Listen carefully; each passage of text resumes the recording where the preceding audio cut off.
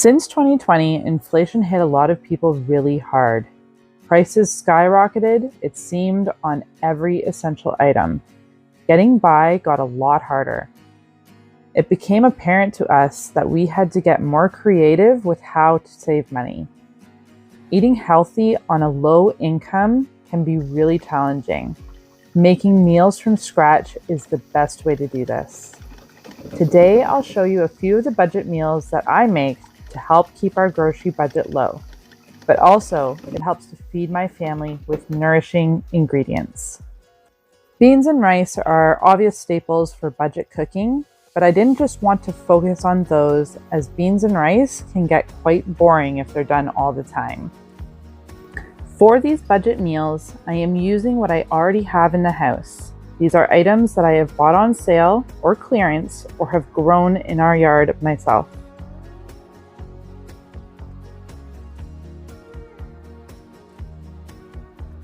I don't always make my own bread, but I have done in the past. Making your own bread can be a fraction of the price of store-bought. With this recipe, I use 2 teaspoons of yeast, 1 1/3 cup of warm water, some salt, 1 egg, and 3 to 3.5 cups of flour.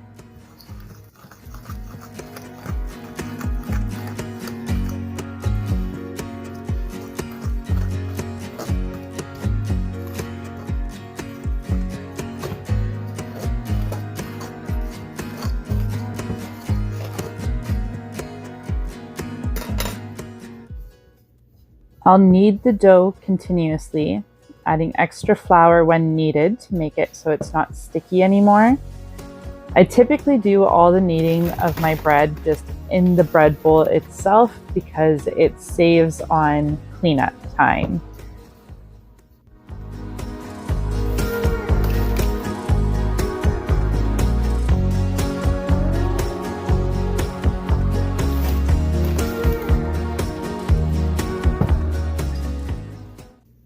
Once the dough is no longer sticky and starts to be a tighter consistency, I roll it into a ball, leave it in my bowl.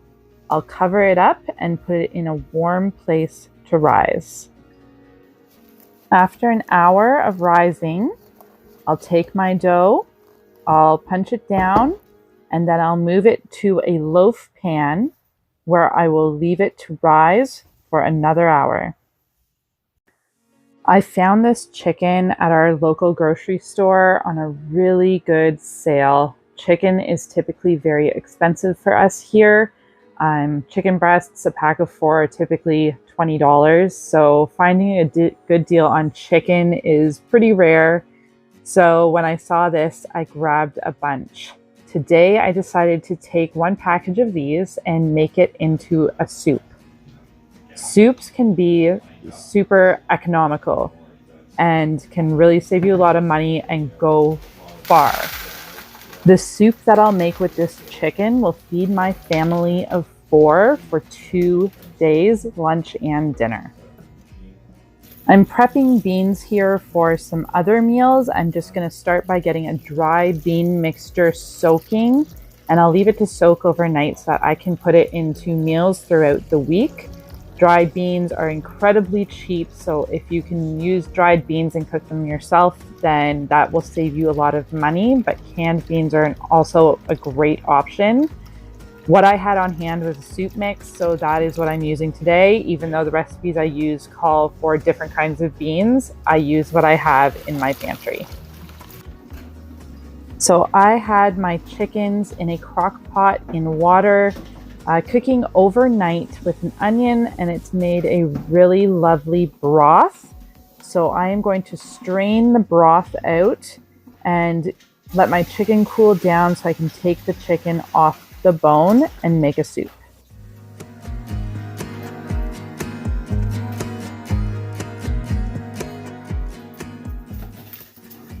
The vegetables that I use in my soups are typically very budget friendly. I'll put in an onion chopped finely, celery and carrots. Adding in a lot of vegetables to a meal is a great way to add a lot of nutrition as well as a lot of filler.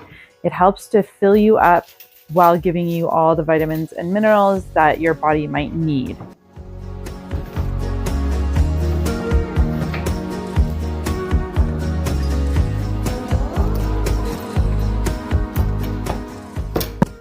Typically, when I do my meal plans, I try to use whatever I have around my house without having to go to the store for more. Soups are a great way to use up whatever produce that you might have in your fridge that needs to be eaten up. I hardly ever use the same recipe twice, as I'm constantly just using up whatever I have in the house instead of sticking to a strict recipe. After the chicken is cooled down, I'll remove all of the meat from the bones and put it into the soup.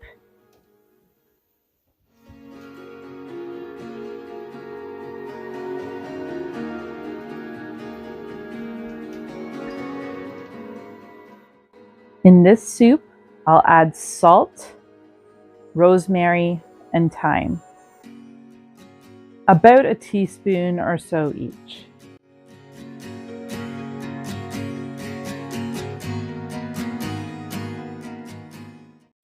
Another great way to add volume to a soup is to add a starch. So you can add rice or pasta or potatoes. In this soup, we're going to do a chicken and noodle soup, so I will be adding pasta. This soup is absolutely delicious and a big hit with my kids, so it's definitely one we will be making over and over again. So next is a meatloaf. Meatloaf is typically done with ground beef and ground pork. Recently, I have taken to splitting my ground beef and putting in a lot of beans. I find that I can make our beef go a lot longer if I cut the beef in half and add half beans to whatever I'm doing ground beef with. So in this recipe, I'm just taking about 3/4 pound of ground beef, and I'm going to take my soup bean mixture and put some of that in there. So this is full of like kidney beans, black beans, split peas, lentils, and barley. The beef that we get here is typically quite expensive. It's about $20 a package. So I will wait for that beef to go on sale and on clearance. So the sale item will be a couple days old, so they put it on clearance. So then that's when I'll go in and get it. I will typically never buy meat unless it is on sale or on clearance, and that's how I save a lot of money on our grocery bill that way. So I'll take this package, I'll split it into threes, and then I'll cut it with the beans, and that will just make this go so much further. For this meatloaf recipe, I've put in 1 onion, my ground beef, few handfuls of our mixed bean mixture there, some rosemary, thyme, and salt. I also put in 2 eggs and some oats, and then I'll mix it all up and put it in an oiled pan.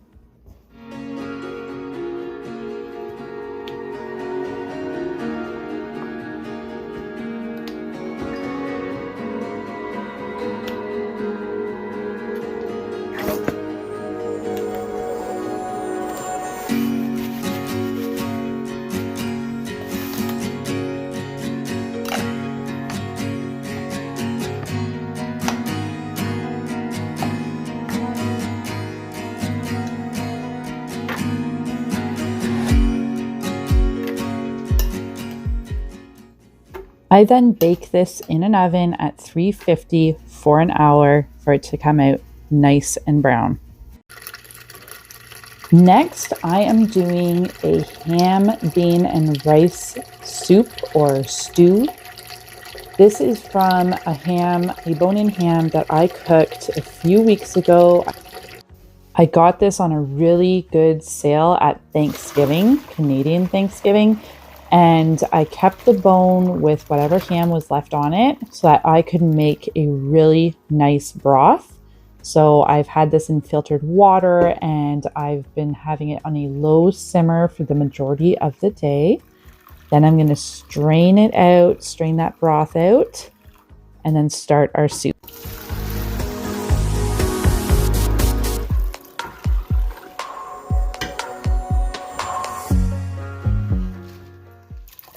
In this soup, I'm going to add the rest of that soup bean mixture that I had soaking.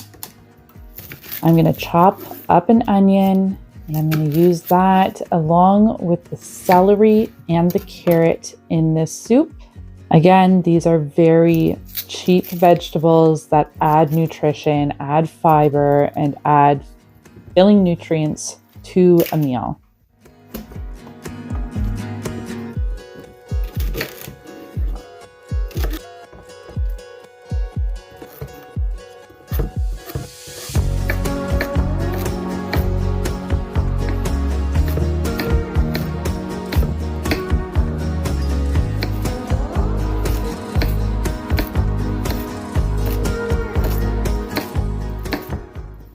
When I'm done cutting the vegetables up, I like to take the end pieces and put them in a Ziploc bag in the freezer and save it for when I'm doing broth. This helps to make it a heartier broth. After the vegetables are all cut up and put in the broth, I'm going to add my salt and pepper. You can add whatever seasonings you like in here. I find with my kids, sometimes the less seasonings and less herbs I put in, the better for them. And to add some greenery to this meal, I am going to pick some kale from our garden so that I can add that into this soup. With any little space you have, if you're able to grow some greens, they last really well into the winter. They handle the cold really well, and it's a great source of adding those extra greens and extra vegetables to a meal. We laughed and talked, sat for hours, never even looked at the clock. She gave me a hug, said I can thank you enough. This really helped me out a lot. Then she walked off. After the bones had cooled down a bit, I made sure to go back and pick off whatever meat I can get. That way I can add some extra protein to the soup and extra flavor. After everything has been simmering for a bit, I go ahead and add about 2 cups of rice. You can add more if you want more of a stew texture. And the finished product is absolutely delicious. We had this with some of the homemade bread that we made. So last up, I am making a kid favorite, which is quesadillas. So I'm going to go ahead and chop up this onion and get it into a frying pan. I typically do these with peppers and mushrooms. The peppers that I'm using today are ones that we grew ourselves, and I've chopped them all up and frozen them so that they're easy to pull out and put in any meal.